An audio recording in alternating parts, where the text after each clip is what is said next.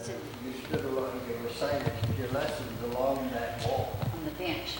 on that bench.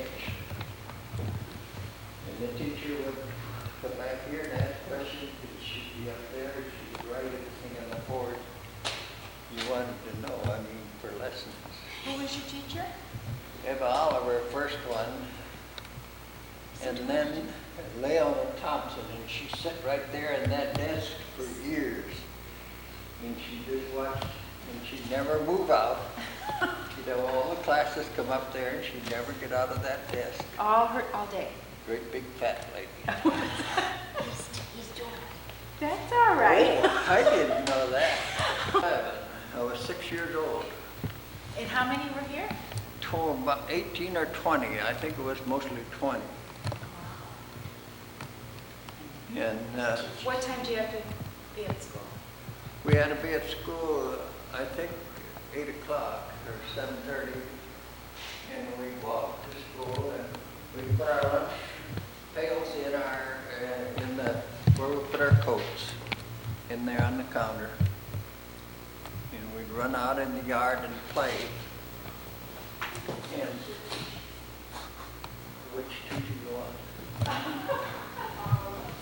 Well, there's three of them. And Julia Munlo. And they were the three teachers we had in the 8 years that I attended school here. We brought our dinner in a gallon pail, or molasses pail. And we needed, well, it could have been froze, and we leave it out in the cloakroom, and it wouldn't thaw out. But we always had a coal stove, and we'd carry in coal to that stove. We'd take turns, all the boys. The girls never had to carry in coal. But we had a well out there, and Ehlers used the water out of that well for the blacksmith shop because it was the only well around here. And that kept the water fresh because we didn't want to leave a well not touched during the summer.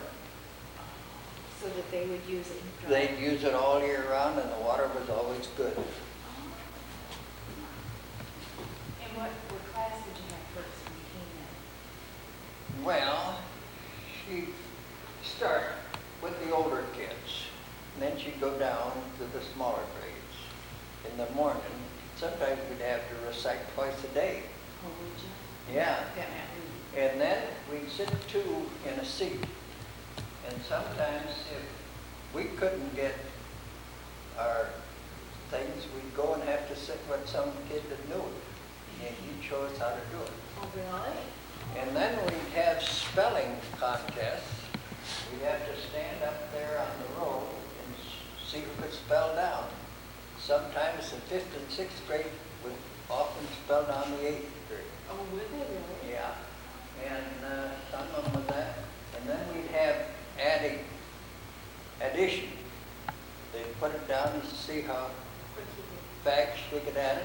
And then we had our multiplication tables, and we had to practically sing them, and sometimes sing them backwards. Oh, There was nothing more important than your multiplications. and you had to know your multiplication. Yeah. That was the most they had. The important. Did you ever say the pledge? No, no, we had to sing.